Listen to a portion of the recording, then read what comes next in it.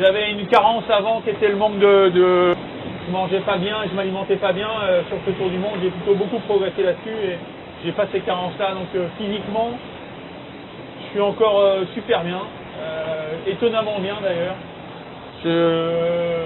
Bon, j'ai des petits bobos, hein, des petits machins, mais je suis vraiment encore capable d'exploiter le bateau à fond.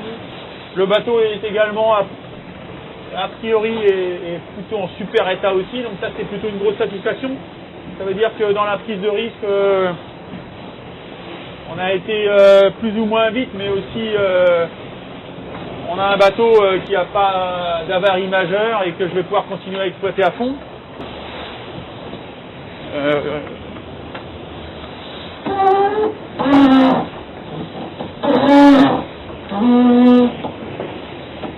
Non, c'est plus là,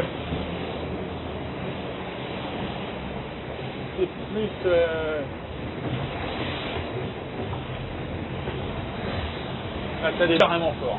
Là, je peux te dire que le compteur, il est collé à... Là, il y a des grosses vagues. Je sais pas pourquoi c'est rentré d'un seul coup, là, le mouvement des vagues. Là. Effectivement, j'ai entre 25 et 35 nœuds de vent.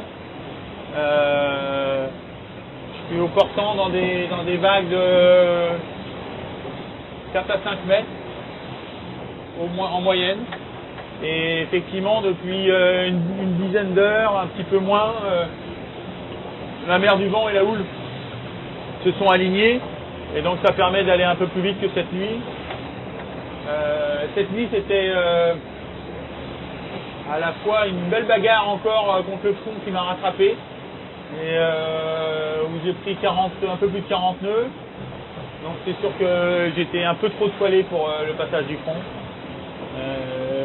Et donc là, il ne faut pas faire d'erreur. Et c'est là où tu as la pression que même en approche du Horn, c'est vraiment jamais passé tant que c'est pas de l'autre côté.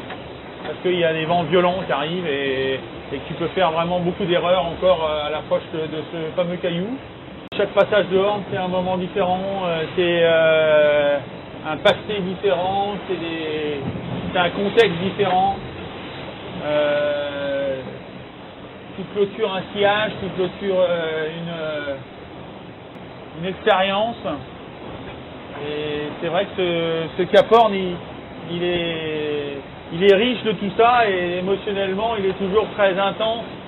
Quoi qu'on en dise, il n'y a pas que le premier Horn qui est beau. Chaque Horn a finalement son histoire et pour chacun. J'ai pris la décision de rentrer un petit peu à l'intérieur de la zone de glace parce que par rapport au vent que j'avais, c'était quand même plus facile à gérer. Et c'est vrai que forcément faire du multicoque en solitaire dans des vents entre 25 et 30 nœuds par 51 ou 50 dessus c'est pas les conditions qui permettent d'être serein. Forcément il y a une tension et une pression et ça peut aller jusqu'à de l'angoisse, mais ça saisit vraiment. Il y a une atmosphère très particulière où là, la moindre erreur, elle est fatale, totale. Et moi aussi, comme les gars de la Barcelona, si c'est le cas pour eux, craqué, eu des coups de moins bien et de doutes profonds sur le fait de pouvoir le faire ou de pouvoir y arriver. Je suis très honnête, je suis pas en granit. En multicoque, la torture, c'est le manque de sommeil. Et si tu veux faire craquer quelqu'un et en temps de guerre, c'est comme ça qu'ils font, tu l'empêches de dormir et au bout d'un moment, il pète. Donc, c'est vrai que dans la zone de glace et même avant, quand on est descendu assez sud, toute cette période-là, j'ai très peu dormi. Et c'est ça qui affecte le plus le moral, c'est le manque de sommeil. Là, ça accélère vraiment fort à certains moments.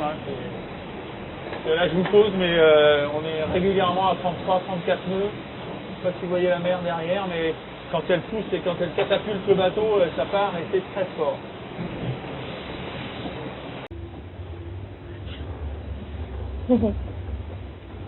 Un petit thé pour les buveurs de thé. D'ailleurs, je sais pas comment je me démerde, je finis toujours par le boire froid.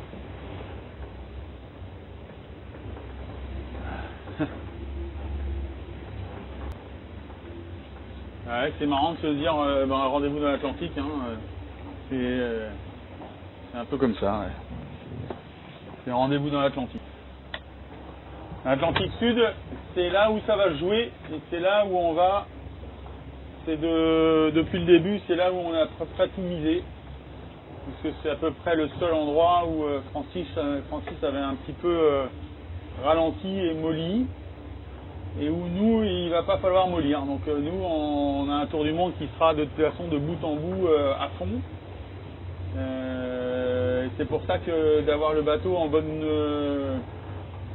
condition était absolument primordial en arrivant au Horn pour effectivement pouvoir continuer à être à fond et tenter de revenir sur les milles perdus pendant l'Atlantique Sud. Donc on verra ça, juge de paix pendant l'Atlantique Sud.